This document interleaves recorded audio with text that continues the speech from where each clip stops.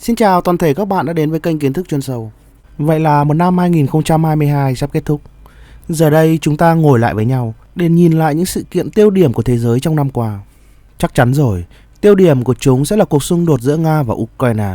Nhưng điều khiến cho Ukraine có thể tồn tại được cho đến ngày hôm nay không phải tới từ nội lực của bọn họ, mà tới từ sự trợ giúp to lớn của một phương Tây. Bọn họ tham gia vào cuộc xung đột này bằng mọi cách có thể, bao gồm cả việc chèn ép những người Nga, từ hỗ trợ vũ khí quân sự cho Ukraine trong chiến trường, cũng như áp vô vàn các lệnh trừng phạt để phong tỏa nền kinh tế của những người Nga. Một liên minh tập thể, bao gồm Mỹ, Anh và các nước thuộc Liên minh châu Âu là những quốc gia tham gia nhiệt tình nhất vào các lệnh trừng phạt đó. Cuộc chiến đã kéo dài được gần một năm cũ sắp trôi qua để chúng ta hướng tới năm 2023 với mong muốn cuộc xung đột này có thể đi đến hồi kết. Nhưng liệu điều này có thành sự thật hay không, khi mà một phương Tây tập thể vẫn luôn hứa hẹn sẽ hỗ trợ những vũ khí quân sự cần thiết nhất cho Ukraine cho tới khi nào không còn một công dân Ukraine tồn tại nữa? Đúng vậy, họ muốn làm suy yếu nước Nga bằng những công dân Ukraine cuối cùng. Nhưng thật sự bọn họ có thể làm suy yếu nước Nga? Tôi nghĩ là không. Một năm qua chưa phải là minh chứng rõ ràng nhất cho bọn họ sao? Có lẽ một phương Tây tập thể nên thừa nhận thất bại tại Ukraine. Đây không chỉ là những lời nói của riêng bản thân tôi, mà thú thật, tính tới thời điểm hiện tại, cuối năm 2022, thì rất nhiều các phương tiện truyền thông của phương Tây đã đồng loạt chấp nhận một sự thật đó.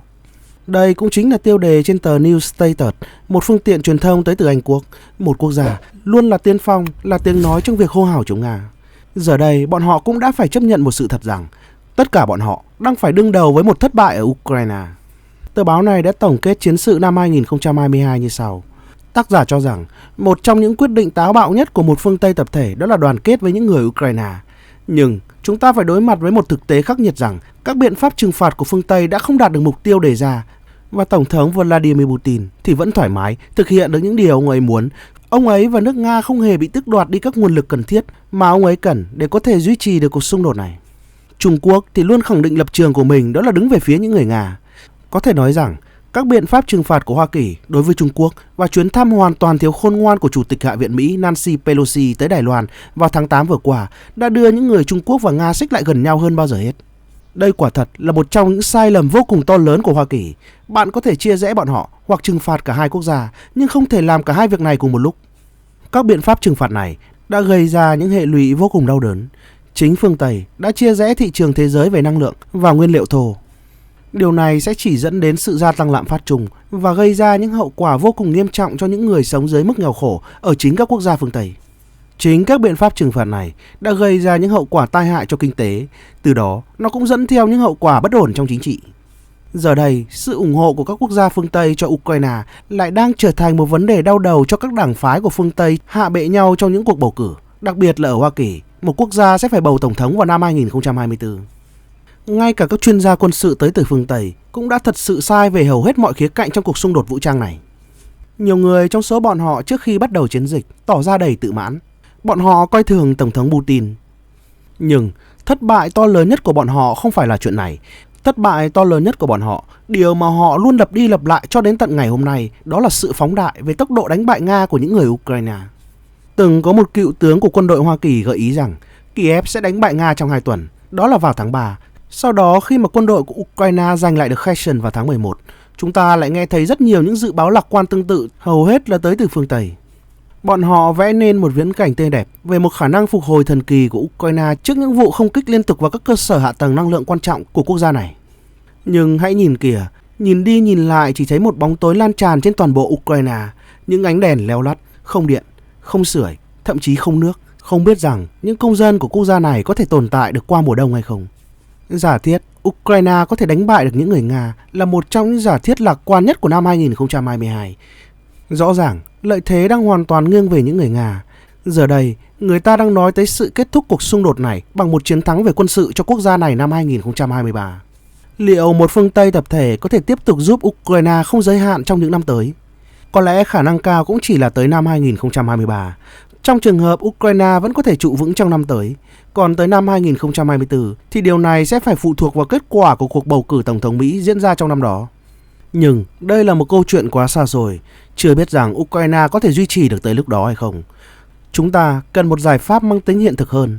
Chính quyền của Tổng thống Joe Biden nên liên kết cùng các quốc gia lớn như là Pháp và Đức để cố gắng đạt một giải pháp ngoại giao với cả những người Nga. Chứ không phải cái cách như Biden luôn tuyên bố rằng Ukraine và Nga đang liếm vết thương của bọn họ. Một tuyên bố như vậy chỉ phù hợp với những người quan sát trung lập, mà trên thế giới này chẳng một ai tin Mỹ đang trung lập trong cuộc xung đột tại Ukraine. Tổng thống Pháp Emmanuel Macron đã nhiều lần kêu gọi ký một thỏa thuận hòa bình trong cuộc xung đột tại Ukraine, với điều kiện tiên quyết là lợi ích an ninh của Nga cần phải được tuân thủ. Điều này có nghĩa là NATO không được phép mở rộng về phía đông sát với biên giới của Nga.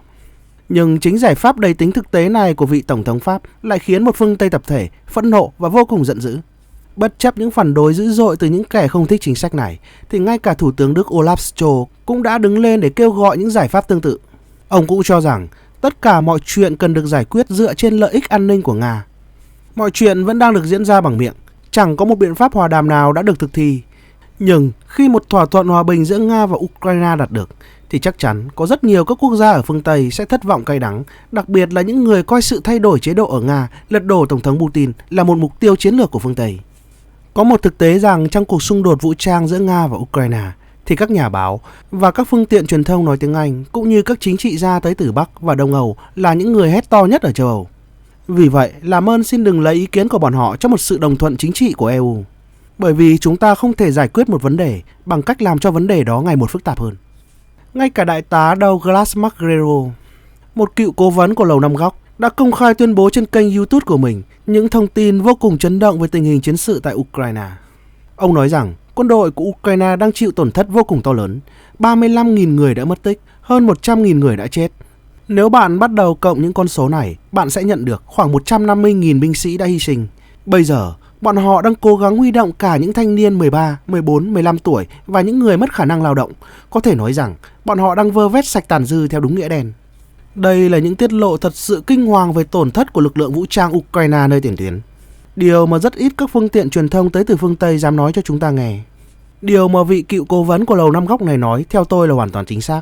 Nó tương thích hoàn toàn với những điều mà truyền thông Ba Lan phân tích. Lực lượng vũ trang của Ukraine đang kêu gọi mọi người gia nhập quân ngũ. Đại diện của các cơ quan đăng ký và nhập ngũ quân đội Ukraine đang phải chạy theo số lượng đúng nghĩa đen. Họ đang yêu cầu từng công dân của Ukraine phải chịu trách nhiệm thực hiện nghĩa vụ quân sự. Một người phụ nữ giấu tên đã nói với truyền thông Ba Lan rằng các quan chức ở Ukraine đã bắt một người đi xe đạp 18 tuổi để thông báo cho anh ta rằng anh ta cần phải đến các điểm tuyển dụng để gia nhập quân ngũ. Có thể nói rằng, dựa trên các biện pháp hung hăng mà chính quyền Kiev sử dụng để huy động binh lính đã phản ánh con số thương vong thực sự của quân đội Ukraine.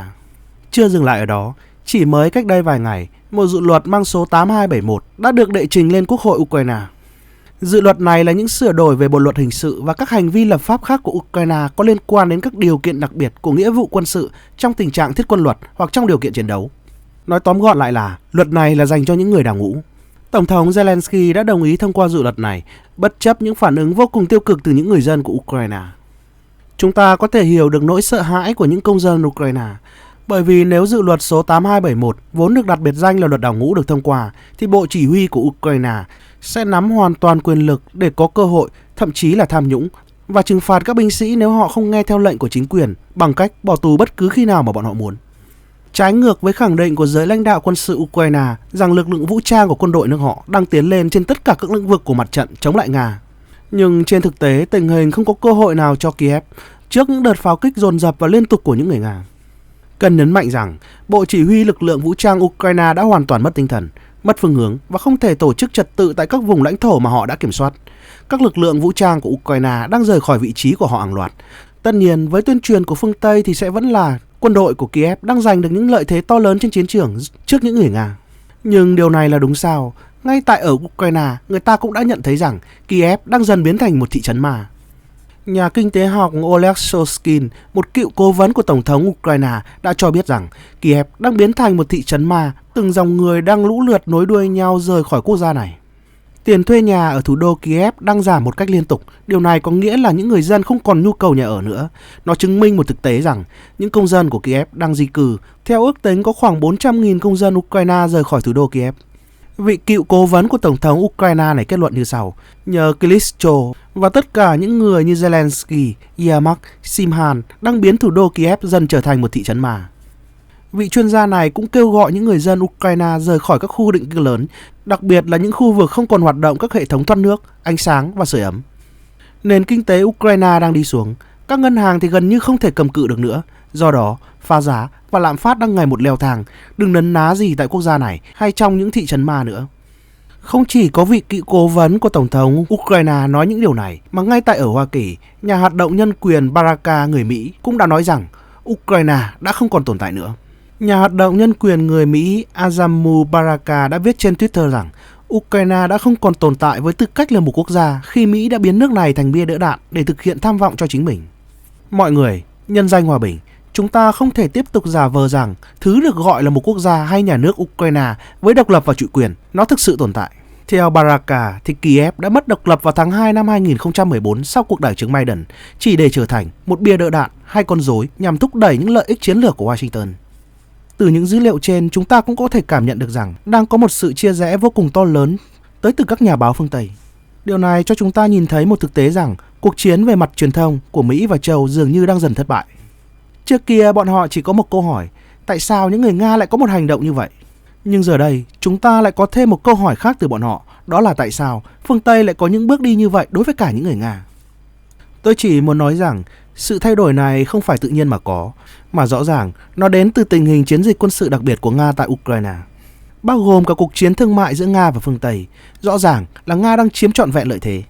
Nếu Ukraine đang giành thắng lợi, nếu một phương Tây tập thể đang không tổn hại gì, thì tại sao bọn họ lại phải cần thiết nói những lời bóng gió về những cuộc hòa đàm cho một sự kết thúc xung đột giữa Nga và Ukraine trong năm 2023? Rõ ràng, tất cả sẽ chỉ là phỏng đoán, chúng ta chỉ có thể biết được kết quả trong năm tới. Nhưng tiêu điểm của năm 2022, tôi có thể đưa ra một kết luận rằng phương Tây đã thất bại toàn diện trong công tác phòng chống Nga. Còn tất cả các bạn có cảm nghĩ như thế nào về vấn đề này? Hãy bình luận ở phần bên dưới nhé. Còn bây giờ thì, bye bye.